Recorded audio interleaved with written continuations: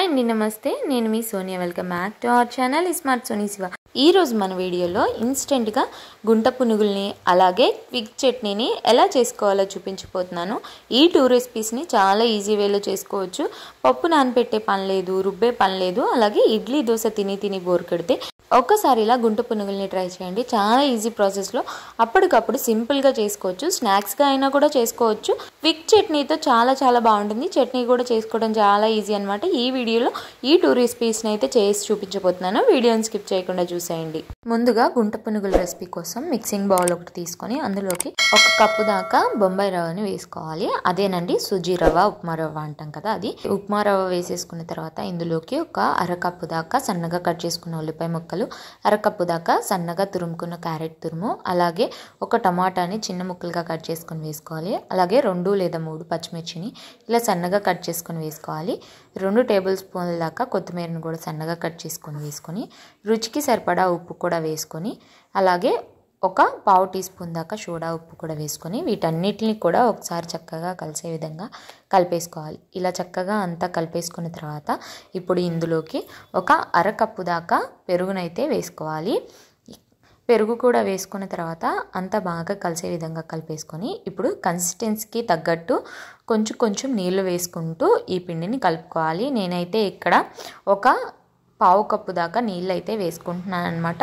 1/4 cup నీళ్ళని కూడా కొంచెం చూసుకుంటూ కలుపుకుంటున్నాను. ఎందుకంటే మనం పెరుగు కూడా వేసాం కదా, సో దానికి తగ్గట్టు వాటర్ని వేసుకుంటూ కలుపుకోవాలన్నమాట.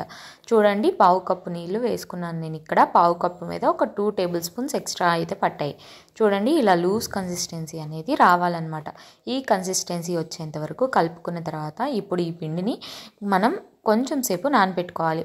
5 నుంచి 10 నిమిషాల పాటు మూత పెట్టేసుకొని నానబెట్టుకోండి. ఈలోపు మనం త్వరగా అయిపోయే ఈజీ చట్నీని ఎలా చేసుకోవాలో చూసేద్దాం.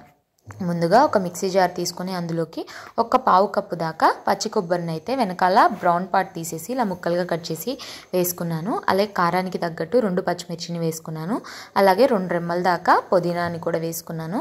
అలాగే 1/4 కప్పు దాకా కొత్తిమీర, అలాగే 1/4 కప్పు దాకా ఉల్లిపాయ ముక్కల్ని వేసుకున్నాను. అలాగే 1/2 ఇంచ్ దాకా అల్లం ముక్కల్ని కట్ చేసి వేసుకున్నాను. అలాగే 2 టేబుల్ స్పూన్ల దాకా పుట్నాలని కూడా వేసుకొని ఇప్పుడు రుచికి సరిపడా ఉప్పు వేసుకొని ఇలా ఒక అరచెక్క నిమ్మరసాన్ని అయితే ఇలా పిండేసుకోవాలి. పిండుకున్న తర్వాత మనకి చట్నీ కన్సిస్టెన్సీకి తగ్గట్టు కొంచెం వాటర్ వేసుకోవాలి. నేనైతే ఇక్కడ 1 టేబుల్ స్పూన్ దాకా వాటర్ వేసాను. వాటర్ వేసుకున్న తర్వాత మెత్తగా ఇలా మిక్సీ పట్టేసుకోవాలి. చూడండి, ఎక్కడా కూడా పొలుకులు లేకుండా మెత్తగా ఇలా మిక్సీ పట్టేసుకున్న తర్వాత ఇప్పుడు దీనికి పోపు అయితే వేసేసుకోవాలి. ఆయిల్ వేడి చేసుకున్న తర్వాత పచ్చిశనగపప్పు, ఆవాలు, జీలకర్ర, మినపప్పు, ఎండుమిర్చి, దంచుకున్న వెల్లుల్లి, కరివేపాకు, కొంచెం ఇంగువ వేసుకొని పోపు వేసేసుకొని చక్కగా ఈ చట్నీలో వేసేసుకొని కలిపేసుకోవడమే. అంతేనండి, చాలా ఈజీగా క్విక్గా 1 మినిట్లో అయితే చట్నీ చేసేసుకోవచ్చు. ఇప్పుడు ఈ చట్నీని పక్కన పెట్టేసుకొని మనం ముందుగా నానబెట్టుకున్నాం కదా రవ్వ మిశ్రమాన్ని, చూడండి రవ్వ మిశ్రమం అనేది కొంచెం గట్టిగా అయింది కదా ఇందాకటి మీద. ఇప్పుడు ఇంకొంచెం వాటర్ వేసుకొని కొంచెం లూజ్గా అయ్యేంత వరకు కలుపుకోండి. చూడండి, కన్సిస్టెన్సీ ఇలా ఉండాలన్నమాట. ఇప్పుడు దీన్ని పక్కన పెట్టుకొని స్టవ్ మీద ఇలా గుంట పునుగుల ప్యాన్ అనేది సపరేట్గా మనకి ఎక్కడైనా కూడా అవైలబుల్ ఉంటుంది, లేదా ఆన్లైన్లో అయినా ఉంటుందన్నమాట. గుంట పునుగుల ప్యాన్ పెట్టేసుకొని అందులోకి చక్కగా ఇలా నూనె వేసేసుకోవాలి. 1 టీ స్పూన్ దాకా అన్నిటిలో గుంటల్లో నూనె వేసుకొని ఇలా ఒక్కొక్క 1 టీ స్పూన్ దాకా పిండి తీసుకొని ఇలా నేను వీడియోలో చూపించిన విధంగా పిండి మొత్తాన్ని కూడా ఈ గుంటల్లో ఫిల్ చేసేసుకోవాలన్నమాట. ఇలా చక్కగా పిండి మొత్తాన్ని కూడా వేసేసుకున్న తర్వాత హై ఫ్లేమ్లో పెట్టుకోకూడదు, మాడిపోతాయి, లోపల పచ్చిగా ఉంటాయి. సో మీడియం ఫ్లేమ్లో పెట్టుకొని ఇలా మూత పెట్టేసుకొని మీడియం ఫ్లేమ్లో 1 నిమిషం పాటు కుక్ చేసుకోవాలి. 1 నిమిషం తర్వాత చూపిస్తున్నాను చూడండి, చక్కగా మనకి ఒక పక్క అంతా కూడా వేగిపోయి చక్కగా ఉంటుంది. ఇప్పుడు ఇలా 1 స్పూన్ సహాయంతో రెండో వైపుకి ఇలా చక్కగా ఫ్లిప్ చేసుకోవాలి. చాలా ఈజీగానే ఇలా ఫ్లిప్ అయిపోతాయండి. మనకి పైన పచ్చిగా ఉంటే ఫ్లిప్ అవ్వవు, కానీ ఇలా చక్కగా కుక్ అయిపోయినాయి కాబట్టి ఫ్లిప్ అవుతుంది అనమాట. ఇలా చక్కగా అన్నిటిని కూడా ఇలా స్పూన్ సహాయంతో ఇలా అన్నిటిని చక్కగా రివర్స్ చేసేసుకోవాలి. ఇలా అన్నిటిని కూడా రివర్స్ చేసేసుకున్న తర్వాత మళ్ళీ పైనుంచి కొంచెం ఆయిల్ వేసుకోవాలి.